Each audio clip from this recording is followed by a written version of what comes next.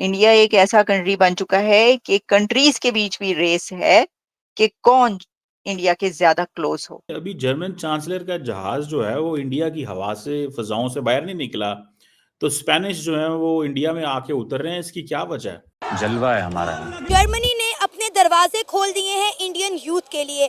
90,000 सालाना visas announce किए गए हैं इंडियन यूथ के लिए। दुनिया जो है वो इंडिया की तरफ आ रही है और दुनिया न्यू इंडिया पे यकीन रखती है। लेकिन अगर हम बात करें पाकिस्तानियों की, तो यूएई और सऊदी अरेबिया समेत कई ममालिक पाकिस्तानियों को ना वीज़ा दे रहे हैं बल्कि पाकिस्तानियों को डिपोर्ट कर रहे हैं। लेकिन अगर हम बात करें इंडियंस की, तो पूरी दुनिया इंडियंस को हाथों हाथ ले रही है। हम जैसे भूखे नंगे और 76 सालों बाद अपने आप को खाते इस मुल्क जिसका बेसिक चीज़ पे कोई तवज्जो ही नहीं दे रहा कि आबादी बम है, इस पर तवज्जो दें, मुआशी इस्लाहात पर तवज्जो दें और अपने घर को दुरुस्त करें। इंडिया के बारे में जर्मनी की हुकूमत ने ये कहा है, जर्मनी के चांसलर ने कहा है कि हमें इस चीज़ का पता है कि इंडिया ग्लोबल हब बनेगा फॉर ग्रीन हाइड्रोजन और हम उसका हिस्सा बनना चाहते हैं। मतलब जर्मनी को इंडिया की ज़रूरत पड़ गई है। आज जर्मनी जैसी डेवलप्ड कंट्रीज भारत की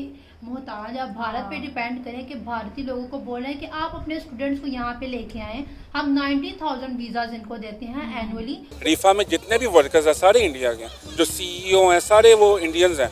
वो इस वजह से उन्होंने अपनी एजुकेशन के ऊपर बड़ा काम किया, स्किलफुल डिग्रीज उनको करवाई हैं। आज जर्मनी के चांसलर ने कहा है कि India is an anchor of stability in south Asia. अगर स्टेबिलिटी को कोई खींच रहा है या स्टेबिलिटी को कोई ड्राइव कर रहा है तो वो नरेंद्र मोदी कर रहा है। ये चीजें पाकिस्तान कहता था हम एशिया का ये बनेंगे वो बनेंगे, असी तो फंस गए हैं।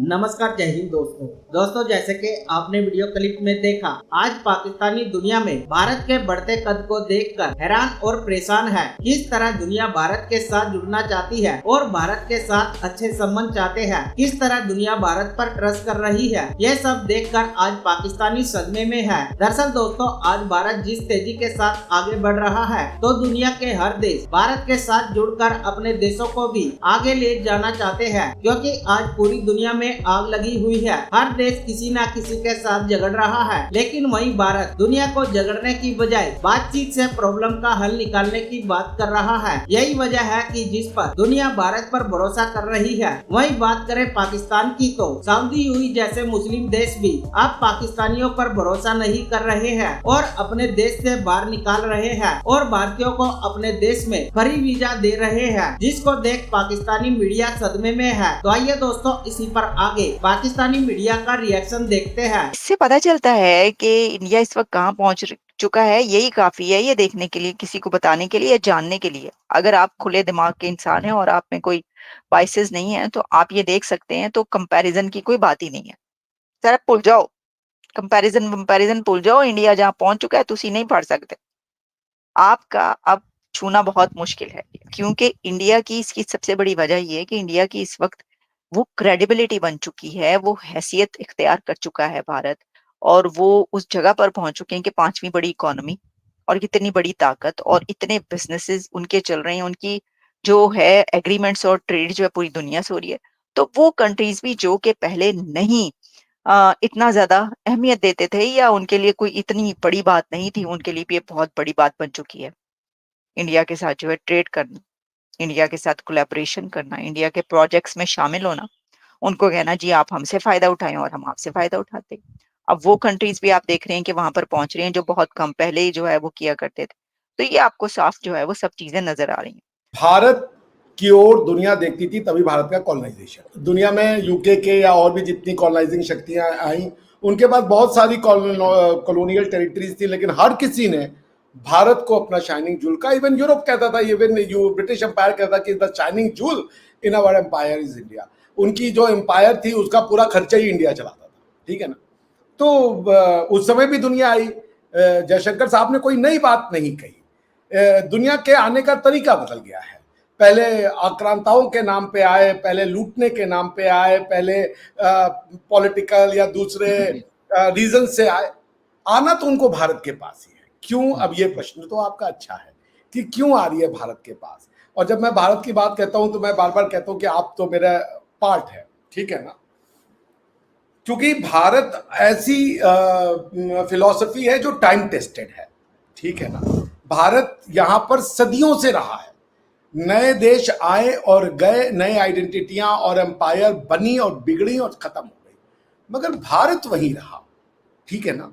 सो India has proved to the world that it is an ideology which is timeless, which is forever and which is cordial. दुनिया ने सारी आइडियोलॉजीज अपना ली हैं, पर दुनिया को पीस नहीं मिला।